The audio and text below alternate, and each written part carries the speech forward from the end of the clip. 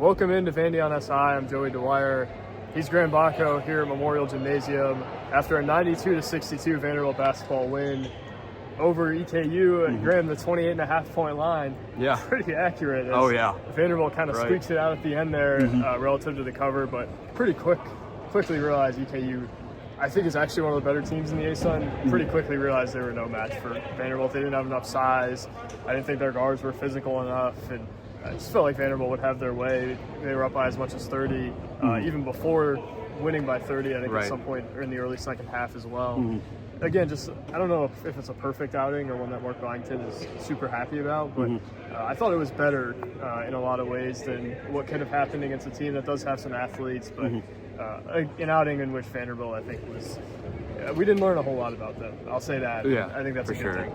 Yeah, I would agree. I mean, and I do think, like, in these types of games, it is sort of difficult to sort of learn about your team. Obviously, like, you got the first game, you learn something, but as the season goes on, as non-conference play goes on, when you start to play more of these teams and the scores look similar and the style of play looks similar and all that, like, I don't think, there's any revelations happening, right? Like, there's nothing crazy. Right, and there should be, exactly. Like, it would be sort of more a concern, I guess, if there were. I mean, if it's a close game, I mean, that's sort of a concern, right? So that would be a revelation. But no, it's good that there wasn't. And, you mentioned, how the size of Eastern Kentucky looked. And it's another game where Vanderbilt just sort of, like, their physicality, their size, just their style of play just simply was no match for Eastern Kentucky. I mean, you didn't need... it doesn't take rocket science to figure that out. I mean, you could just see it with your eye, with the eye test, I think, in that. And which, I think that's a good sign. Because, again, that shows you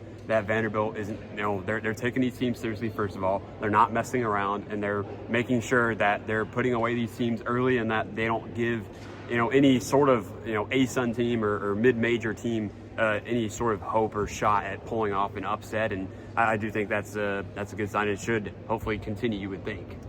Yeah, for sure. And I think that's important. I did bury the lead, though, here. Mark Byington had an interesting segue off of my question about Mike James. And you tell he had thought of that coming into the press conference, or at least had thought about that prior to it. He went on a little rant. I don't know that he was upset, but he certainly... disappointed. Certainly disappointed, certainly had something on his mind heading into that presser. And he goes in and talks about how Memorial Gym doesn't have a good enough crowd, essentially, and he's talking about how they need to show up every game and not just for don't wait games. Don't wait to conference play. Exactly. Right. And, I mean, I think he's got good reason to say that. Oh, for sure. And we're not gonna rag any fans or whatever. I think there's a lot more pressing things with Vanderbilt athletics right now than a bye game. Obviously, football program comes to mind, but by the end of the game, there's about 10 or 15 students in there. I don't know that I've ever seen that, even when they were bad and even when they played bye games with that 9-23 season. I felt like there were more people there for that. Maybe they had 3,000 people here tonight. It wasn't overly loud. The loudest I heard it get was the Tyler Tanner poster. Oh, man. It was one of the better plays actually, certainly the best play of the night, one of the better plays we'll see all season. That was ridiculous. But it wasn't the Memorial roar that I think a lot of people are accustomed to. Shea Ralph had also commented on it. We talked with Will Purdue during the game, and we'll put a quote in the story about that. But he basically said the same thing before Mark Byington said it. They've got a lot of work to do on the crowd. And I think a lot of that is, I don't know, I didn't think they were really present in the preseason all that much. Like, they just kind of showed up and played. And a lot of people didn't know the players. A lot of people didn't get a lot of anticipation built for this season, and that's not any one person in particular's fault. But I just think they're kind of starting behind the 8 ball here in terms of building buzz for this thing. And I mean, they got a really good team, Grant. Yeah, they do. This could be a second weekend team based off what we've seen thus far, and it's a little early to say that, but nobody really supported it. And obviously there were people that did, but not a great crowd. And I've certainly seen better this time of year at Memorial Gym. And we're not out here to advocate for the program and say, oh, it's so disappointing. But just objectively, like, it's not as good of a crowd as I think this team has probably earned to this point. Yeah, no question. I mean, I'll be honest, I was pretty surprised. I mean, there was definitely more people for the Lipscomb game, that's for sure. And I don't know what it quite looked like on TV, but, I mean, just looking around the stadium, it was, I guess, disappointing, I guess, in terms of crowd size and in terms of also thinking about what this team has the potential to be. And, like, yeah, I was certainly surprised. And Mark Byington certainly, like you said, he had it on his mind. I'm sure he looked around and saw the crowd and wasn't too pleased with it as well. And yeah, like I do think like this team, like you mentioned, like at the very least, is an NCAA tournament team. And I do think this team, like you said, has the potential to be certainly round of 32 and even Sweet 16 type team. Who knows what could happen after that? But this team has that potential. So it's not like, this is a program that is just, just sort of at the bottom of the SEC and no one really thinks about them, no one really cares about them. Like this is a tournament team now, I think. And so I don't know. I just, for the fans, I mean, I'm not gonna bash the fans, obviously. It's just confusing me, I guess, as to why this is happening in terms of the crowd size, and maybe the marketing has somewhat to do with it, like you mentioned. But I don't know. I was surprised in terms of students, just how little there were. I mean, I don't know the exact attendance or enrollment at Vanderbilt, but it certainly was relatively empty, I would say. And certainly by the end of the game, it was empty. So I don't know. I do think there needs to be more people, like Byington said, and I'm not advocating for that or for the program, like you said. But there certainly should be more people watching this team because, again, this is a good team, and yeah, people need to show up. And I do think, in terms of the loudness, like you said, like it was actually fairly quiet for the majority of the game in terms of what we've seen from past games as well. And yeah, I don't know. I'm just confused overall, I guess. Yeah, here's maybe a telling thing. I was talking to Will Purdue dang near courtside in the second half, and it wasn't a close game at that point. It wasn't entirely out of reach. And I'm listening back to the interview after the game, and I can hear everything he's saying loud and clear. A normal Memorial crowd, that's not the case. And maybe we're making much to do about a non-conference crowd in a bye game against a team that is probably not going to finish in the top 200 of Ken Pom. But again, Mark Byington said, like, he doesn't think people should wait for the opponent. And I think that's the most interesting thing of the night, because I don't know that we learned a whole lot about this team. I think they were balanced enough. For sure. I think, again, we didn't learn that they're going to be a Sweet 16 team tonight. We didn't learn that that they have a bye game problem or that they are going to win every bye game. We don't know that. But what we know is, I mean, that's the story. Mark Byington went out of his way to make that the story. So we're going to talk about it like it's the story. And we'll get to basketball in a second. We'll probably get to 15 minutes instead of just 10 minutes today. But I guess to kind of put that away, I think I've seen better crowds for worse teams, significantly worse teams here.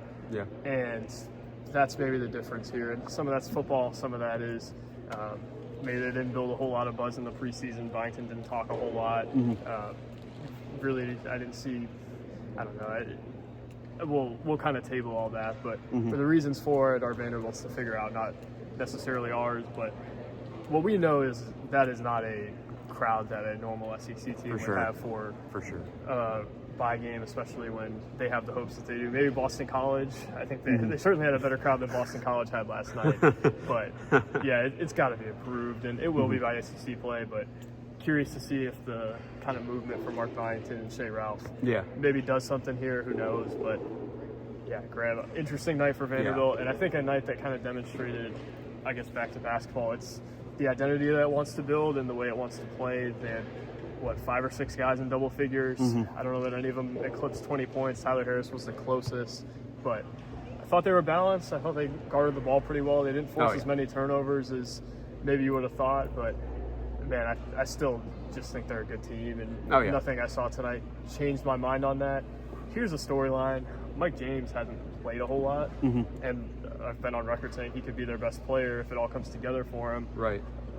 He seems to be maybe the odd man out right now, and Mason Nicholson's not even back. I think a lot of that is him kind of ramping back up, which Byington did say, but he's getting into the game. He comes in, he makes a few mistakes.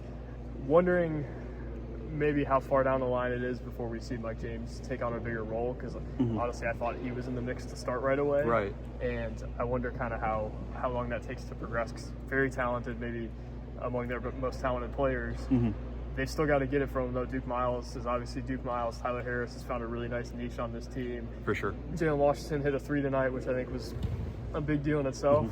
maybe the transfer that you're still waiting on is Mike James. Yeah, I mean, how many minutes was it exactly? I mean, it wasn't that many minutes. It was only a few minutes. He didn't play on Saturday. Yeah, he didn't play on Saturday, and he only had a few minutes tonight. So, yeah, that is confusing. Now, Byington did say, in the press conference that, we're just, sort of easing him back into things, just waiting for him to... It's been a year and a half since he played basketball. Right, so. Exactly. So Byington thinks, from the perspective of that, he's easing back into it and just getting back into the swing of things, getting into the rhythm, and then, I guess possibly what he's thinking is down the season is his role's only going to increase from here. So I guess time will tell with that. Yeah, look, he does have a potential, but as you mentioned, other guys have certainly made up for that and contributed in big ways. And you talk about the balance of this team. Like you said, five or six people scoring double figures tonight. I mean, that's balance right there. I mean, when you're able to have just share the ball with that many guys and have that many reliable guys that can score the ball. I mean, when you think about the teams that you're going to play later this year, that's an important piece to have. I think is like you can't, if you just have one go-to guy and an opposing SEC team shuts him down, what are you going to do, right? So you're going to need guys to step up, and Vanderbilt has had that. They've shown that potential, and so if they're able to keep that up, then they're going to have multiple ways to attack these SEC teams later in the year. And yeah, we'll see how the balance goes, but this team certainly is a balanced team right now. And so a storyline that I got is just the 3-point shooting of this team, right? Like the first two, I believe they hit 17 threes against Lipscomb, 14 against UCF. They had 10 threes tonight. So I mean, look, the 3-point shooting of this team is an early storyline this season that who knows where it's going to go from here. But look, it's a great storyline, and it's dangerous, right? This team can, if they keep making threes and keep, especially at the rate that they're doing it and the percentages that they're doing it at as well. And so if they're able to keep that up, this becomes a even more dangerous team than we possibly once thought, right? So I just think the 3-point shooting just adds another layer to this team where you have guys that can attack the basket, but then also when you're able to attack the basket, it leaves guys wide open on the three, and they have, for more times than not, have sunk the threes, right? So if they're able to keep that up, boy, that's going to be interesting to see.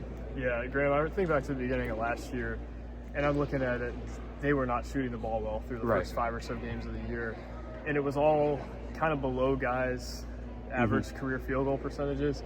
They're shooting the ball pretty well to start the year. Sure. I don't know the exact percentage, but I think it was 40-something% tonight. And I'm looking at it and I'm saying that's pretty par for the course with who they have. Tyler Harris, a 49% shooter, albeit on somewhat low volume last year. Duke Miles, I think, real high percentage. Tyler Nickel and McLaughlin, obviously. Yep. I think Tyler Tanner's a better shooter than the percentage would indicate. Yeah. I just look at it and say their shooting, I think, has some staying power relative to maybe an early season boom. I think this is more par for the course. And we talk about high variance, and shooting a lot of threes is certainly a part of that. I also think they've got good enough shooters to shoot a lot of threes consistently and to win a lot of games that way. So that's kind of my takeaway there. I think they were intentional about improving that, and I think what you're seeing now is not completely uncharacteristic of what you'll see the rest of the year. A few things Byington talked about cleaning up, not only the Memorial crowd, talked about the rebounding. I think that's something Mason Nicholson will help with. We don't quite have an update on him. I think it's relatively short term. Should be back maybe either Saturday or when they play again next week. But I think they've got to get better on the glass. Their guards are physical enough. I think they're still looking for a little bit of it defensively in the front court as well. Jalen Washington had a really nice block tonight, and I think is a legit shot blocker.